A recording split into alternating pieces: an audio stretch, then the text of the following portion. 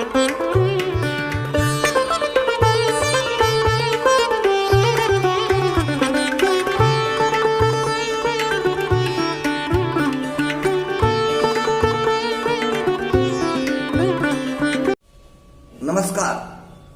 प्रिय विद्यार्थियों, आज हम बीए प्रथम वर्ष हिंदी साहित्य प्रश्न पत्र प्रथम प्राचीन काव्य के अंतर्गत कबीर की साखियों का रसास्वादन करेंगे और इन साखियों के भाव को समझने की कोशिश करेंगे। कबीर मध्यकाल के क्रांतिकारी कवि थे। उन्होंने रूढ़ियों का, अंधविश्वासों का और समाज में व्याप्त दुराग्रहों का विरोध किया। वे खरी खरी कहते थे, सच्ची सच्ची कहते थे। उन्होंने आचरण की पवित्रता पर बल दिया। हमारे पाठ्यक्रम में निहित गुरुदेव को अंग और सुमिरन को अंग से कुछ साखियों का आज हम रसास्वादन करेंगे। कबीर लिखते हैं, सतगुरु की महिमा अनंत, अनंत किया उपकार, लोचन अनंत उघाड़िया, अनंत दिखावनहार। उनका कहना है कि सतगुरु ने ज्ञान की प्राप्ति को संभव बनाया और मुझ पर अनंत उपकार किए हैं। ऐसे संत गुरु की महिमा अपार है। माया के कारण मेरी आंखें बंद पड़ी थी, सत्य मुझे दिखाई नहीं दे रहा था। सतगुरु ने मेरी आंखों को खोला और मुझे सत्य दिखाया। सत्य का दर्शन करवाने वाले ऐसे संत की महिमा अनंत और अपार है। कबीरदास कहते हैं कि गुरु की महिमा और कृपा का कोई अंत नहीं है। उनके द्वारा किए गए उपकार अनंत है। उन्होंने ही मेरी आंखें खोली, जिससे मैं अब सदैव उस अनंत परमेश्वर को देख रहा हूं। अगली साखी में कबीर लिखते हैं, 64 दीवा जोई करी, 14 चंदा माही, तिही घर किसको चाननो, जिही घर गोविंद नाही। कबीरदास जी कहते हैं कि 14 विद्याओं की, 64 कलाओं के ज्ञान रूपी आलोक होने पर भी उसके अंतःकरण हृदय रूपी घर में किसका प्रकाश है जिसमें गोविंद का निवास नहीं है। अर्थात जिसके हृदय में ज्ञान का प्रकाश एवं भक्ति नहीं है, उसमें ईश्वर भी नहीं है।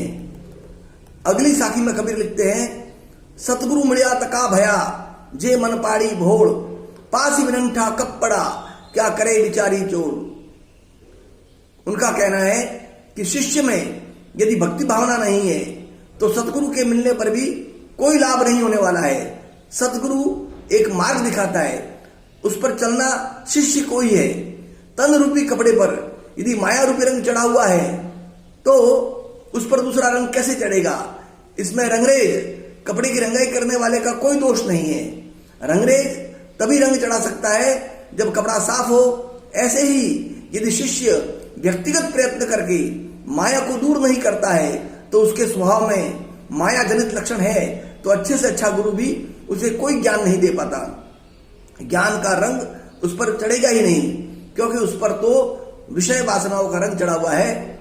इस दोहे में दृष्टांत अलंकार का प्रयोग हुआ है।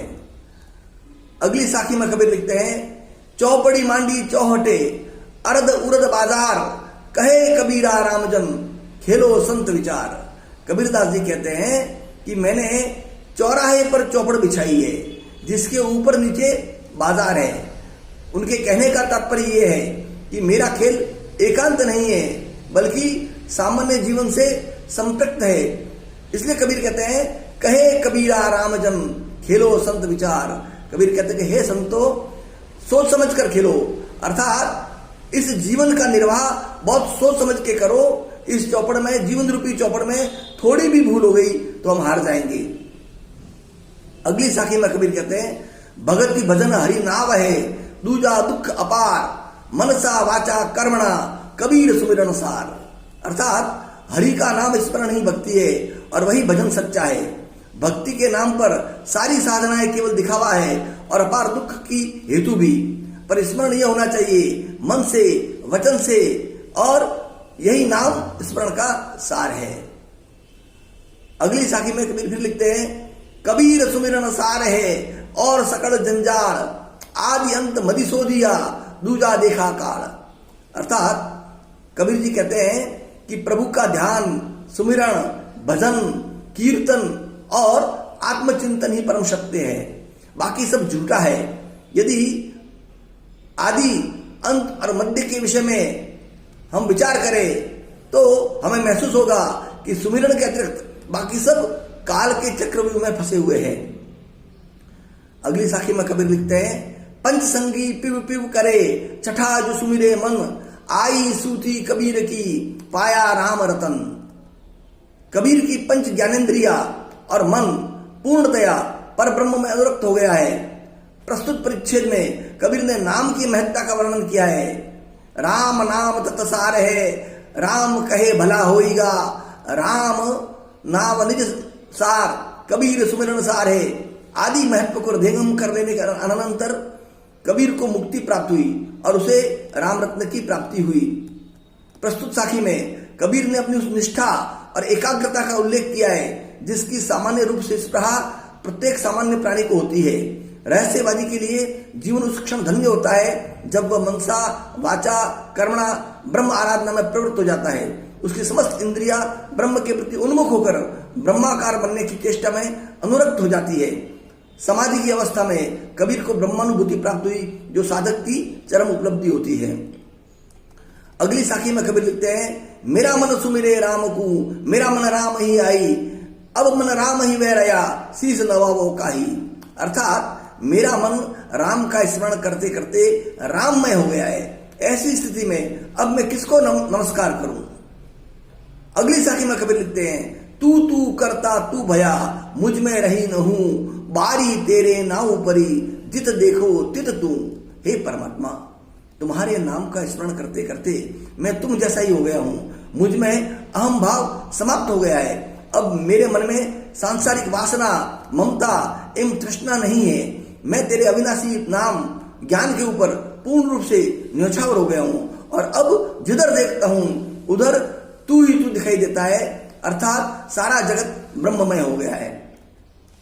अगली साखी में कबीर लिखते हैं, कबीर सूता क्या करे, उठी न रोवे दुख, जाका बासा मोर में, सो क्यों सोवे सुख। अज्ञान की नींद में सोने से क्या फायदा है, उठकर हरि के नाम का सुमिरन क्यों नहीं करते हो, अन्यथा उठकर पुनः तुम्हें रोना ही पड़ेगा।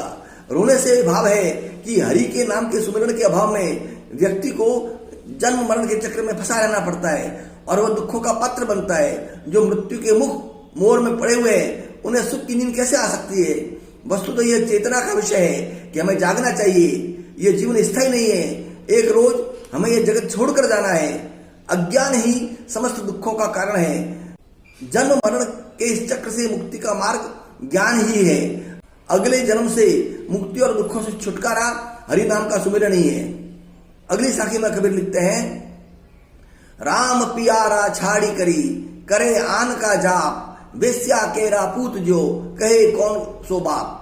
जो परम प्रिय परमात्मा राम को छोड़कर अन्य देवी देवता का जाप करता है वह वेश्या के पुत्र के समान है जो अपने वास्तविक पिता को नहीं जानता। वस्तुतः परमात्मा ही सबका पिता है, अन्य कोई नहीं। साधना के मार्ग पर प्रवृत्त होने वालों को कबीर कहते हैं, लंबा मार्ग दूरी घर, विकट पंथ बहुमार, कहो संतो क्यों पाइए, दुर्लभ हरि दीदार। घर दूर है, मार्ग लंबा है, रास्ता भयंकर है और उसमें अनेक पातक चोर ठग है। हे सज्जनों, कहो भगवान का दुर्लभ दर्शन कैसे प्राप्त हो। संसार में जीवन कठिन है, अनेक बाधाएं हैं, विपत्तियां हैं, उनमें पड़कर हम भरमाए रहते हैं। बहुत से आकर्षण हमें अपनी ओर खींचते रहते हैं। अगली साखी में कबीर लिखते हैं, कबीर चित्त चमंकिया, चौदस लागी लाई, हरि सुमिरन हाथों घड़ा, बेगी लेहु बुझाई। यानी उनका कहना है, जगत में चारों ओर विविध तापों की आग लगी देखकर उनका मन चौंक कर शंकित हो गया है। उनसे बचने का उपाय सोचने लगे हैं। तब उन्हें ध्यान आया कि उनके हाथों में तो प्रभु के स्मरण रूपी जल से भरा घड़ा है। वो अपने आप को कहते हैं, फिर क्या चिंता है, शीघ्र ही वह आग बुझाई जा सकती है। प्रिय विद्यार्थियों, आज हमने गुरुदेव को अंग और सुमिरन को अंग से ली गई कुछ साखियों का अध्ययन किया है। आगे भी कुछ साखियां है, अगली बार हम उन साखियों का अध्ययन करेंगे। आप कबीर का अध्ययन करें, आत्मचिंतन करें और कबीर के भावों को अपने हृदय में उतारें। धन्यवाद, नमस्कार।